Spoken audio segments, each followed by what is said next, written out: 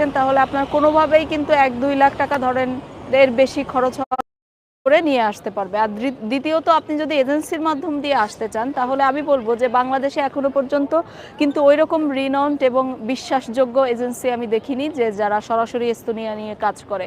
তো তারা যেটি করে যে তারা আপনাকে একটা ট্যুরিস্ট ভিসা করে দেয়, কোনো দক্ষতা যোগ্যতা না থাকে তাহলে আপনি স্টার্টিংয়ে ইউরোপের অন্যান্য ডেভেলপিং কান্ট্রিগুলোর মতোই কিন্তু আপনি স্টার্টিংয়ে 850-900 ইউরো মতো ইনকাম করতে পারবেন, যেটি বাংলাদেশি টাকায় 1 লাখ টাকার উপরে।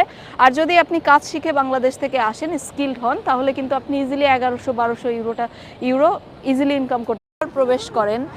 বৈধ অবৈধ ইউরোপে এই মুহূর্তে স্পেনই একমাত্র দেশ যে দেশটিতে আপনি যদি একবার প্রবেশ করেন, বৈধ অবৈধ ট্যুরিস্ট ভিসা যাই বলেন না কেন, এই দেশের যে নতুন আইন চালু হতে যাচ্ছে সেই আইন অনুযায়ী আপনি 2 বছর এই দেশটিতে বসবাস করলে আপনি এই দেশে স্থায়ী হতে পারবেন। কোন গেলে খুব এটি হচ্ছে আপনার প্রায় 1170 ইউরো।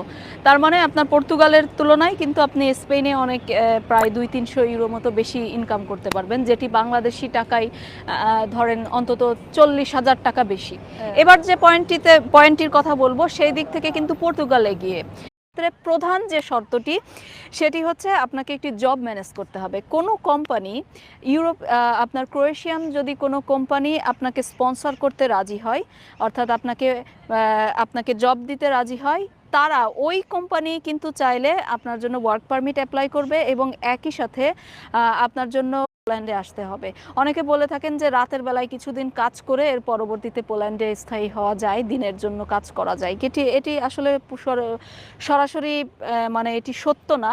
এবং দ্বিতীয়ত আপনাকে মনে রাখতে হবে পোল্যান্ড এখন অনেক বেশি স্ট্রিক্টেড পলিসির মধ্যে রয়েছে এবং ঠিক সে কারণে কিন্তু এই দেশটিতে স্থায়ী হওয়া অতটা করার চেষ্টা করবেন। আপনি যত দেরি করবেন ভিসার মেয়াদ শেষ হয়ে গেলে আপনার আবেদন গ্রান্টেড হওয়ার সম্ভাবনা কিন্তু ততই কম থাকবে।